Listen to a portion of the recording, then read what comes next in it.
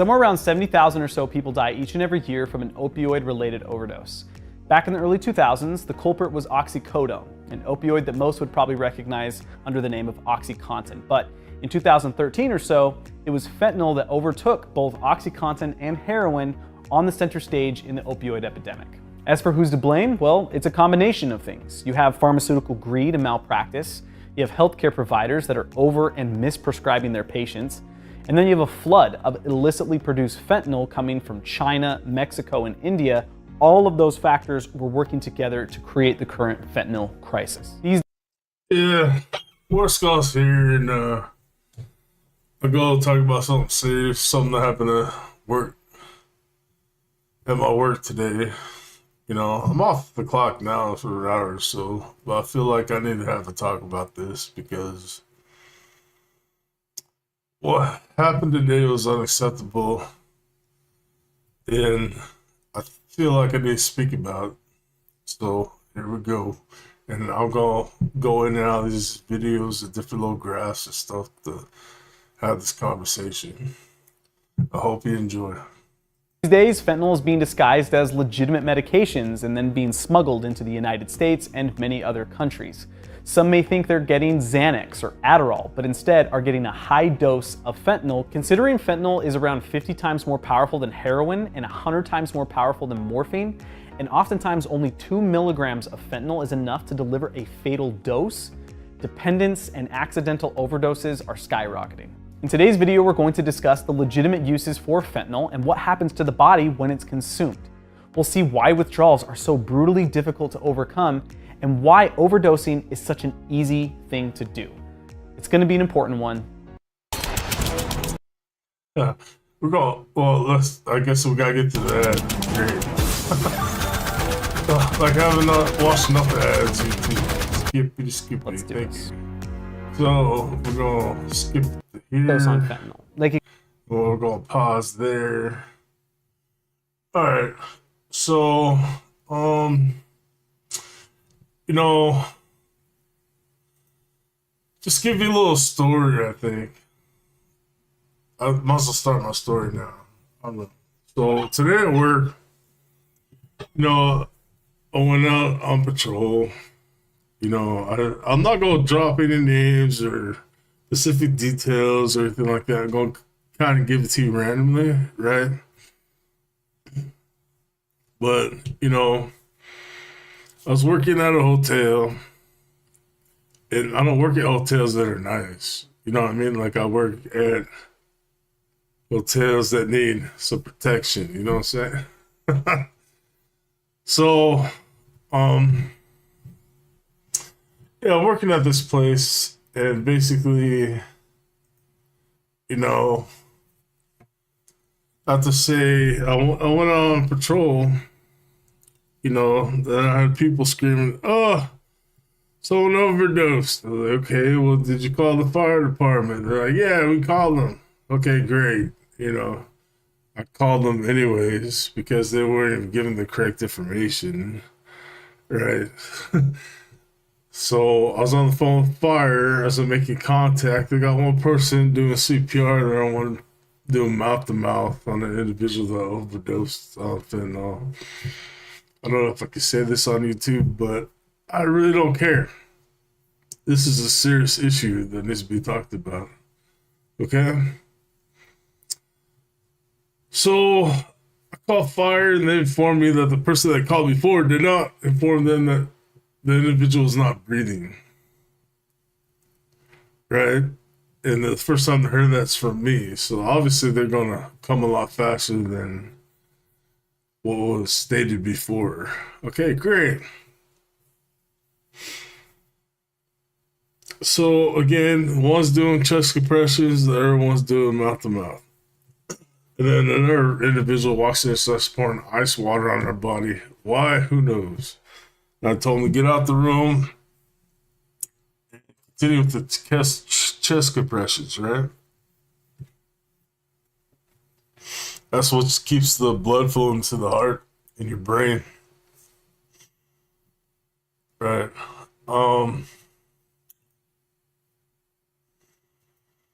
So then Fire department gets there and goes in. I'll try to clear everybody out, and then someone else gets in the way. And then someone spats out, they're dead.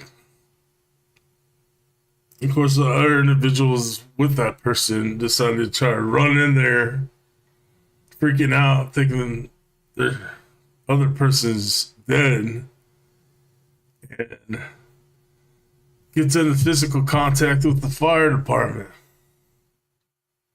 It was that dude that's going to slow them down from doing their job, making sure someone's alive. But long story short, I'll go and try to keep nipping in the bud, you know what I mean? Like when I was there, I could already visually see that this individual seems to already have been passed away. You know, I can see rigor mortis setting in. It's kind of the body stiffening and there's no breath. Like they're gone. Like, I don't want to say that to the people that are around trying to save their life. But, you know, I've been through this so many times, I had to say something. So, I'm going to have to say, like, yeah, so they get in a confrontation, you know, with the fire department. I had to call PD because now you just assaulted a fireman trying to do their job. If they want, the fireman wants to press charges or not, that's up to them. Who knows? Who cares? You know, they put her on the stretcher, get her out. Oh, the fire department takes off with that individual. And only one fireman stays behind so I can get, you know, the report information, stuff like that. And he's able to drive the engine away. Okay. You know, PD shows up, they're talking to the individual. I guess nobody pressed charges because they just let him walk, which is fine. And not to mention, there's also a child in that room. And the child had a blanket over their head, you know, until they removed the blanket, and then someone said, "Come here," and the child ran out the door, and then up having one of the people working there take that child to the lobby area so they don't disappear or something happens to the child. You know, keep the child safe, right? And I'll try to make this as short as possible, but that individual ended up calling back, stating that other individual was already brain dead by the time they went to the hospital. And this hurts pretty deep because, like, there's a child involved, right? So that child now has no mother. Oh, because this little blue pill right here, right? And I've been doing this for a long time. All these other pills, like, you know, the rainbow fentanyl, whatever. I haven't seen that. All I've seen is these little blue pills that are meant to look like Percocets. You can see right here in the picture, right? It's got M on one side, 30 on the other. That's what's rampant here, right? But it's killing people right and left, and no one seems to be doing anything about it. You know, it's pretty sad. And now this child's growing up without a mother. You know, that hit pretty deep. And the thing is like that father known his wife had a drug problem, right? So why wouldn't you be attentive enough to know when the overdose is happening and be able to, you know, get help then and there, instead of waiting till the last minute to come out and scream at people saying she overdosed when she was already dead? You don't get that stiff not being dead. You know what I mean? Like, it's not fun. So there's a few things I want to go over with you, this guy. So, you know, As of the latest available data, drug overdose deaths in the U.S. remain alarmingly high, with fentanyl being a major contributor. Primary estimates suggest that roughly 82,000 lives were lost to drug overdoses in a 12-month period ending in late 2024. While this much a significant decline from the peak of 114,664 deaths recorded in August of 2023, fentanyl-related fatalities continue to be a pressing issue. So, like, I don't know, man. And then, I've been doing this for so many years, and like I said, that's the pill to look out for, right? And most addicts, this is what they got to say. So pay attention closely. Well, that's about as full screen as it's going to get, I guess. So here we go. What's the upside of this lifestyle? I really fucking love drugs, so I get to be on them. Tell me about living in Kensington. I mean, all I want to do is drugs and die. So it's pretty perfect. You think you have a death wish? I do, but I don't, I guess. Yeah. As much sense as that makes. Yeah, if you really wanted to die, you just jump in front of a train. Yeah, it's not that I want to die, like, I don't vehemently want to die, but I'm open to it, You'd call yourself self-destructive? Yeah, definitely. Yeah. And where do you think that comes from? Something in your childhood that happened, or something you I don't inherited? know. I think I'm just... So, that's the most of the drug addicts I talk to that have this fentanyl problem is, I don't care if I die. I don't want to die, but I don't care. They don't have no self-worth or goals in life or any ambition, any of that. It's just crazy to me. And then, so we're done with that, And let's see what Trump's got to say about this real quick. We'll put it in full screen for shorts. They're very heavy on the fentanyl. We're charging them, as you know, 20% for the fact that they send fentanyl into our country. And they've agreed that they're going to stop that. And, they'll be rewarded by not having to pay, hundreds of billions of dollars in tariffs. So you think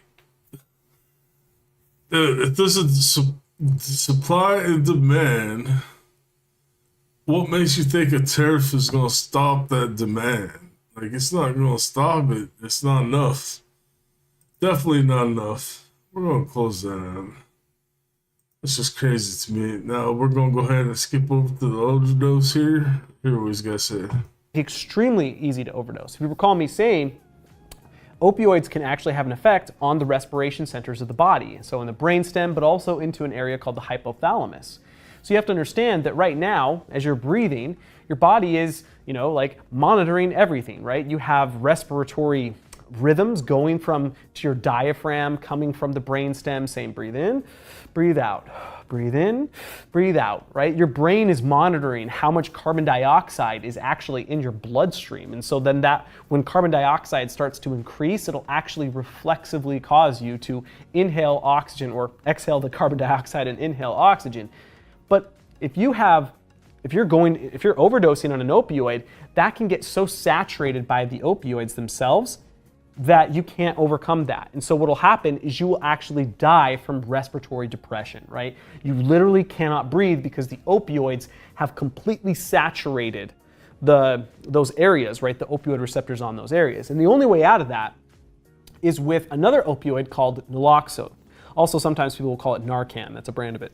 So what they'll do is by administering Narcan or naloxone, what will happen is those will actually bind to those same receptors and prevent fentanyl, morphine, or any of the other opioids from getting there, and it will actually, so then what will happen is the person will come out of it. They'll be able to breathe again, and typically they'll go immediately into withdrawals. And so I do have to say this while he's finishing up there. I've been told by the fire department that fentanyl could basically shut down any organ and random organs. So it's not just the breathing, to my knowledge. Like that may be one of the first days ago, maybe, but it's very random. It could shut down any organ, to my knowledge. It's very deadly and very serious, and people should take it that way. If you got a death wish, fentanyl's for you. If not, don't take that stuff.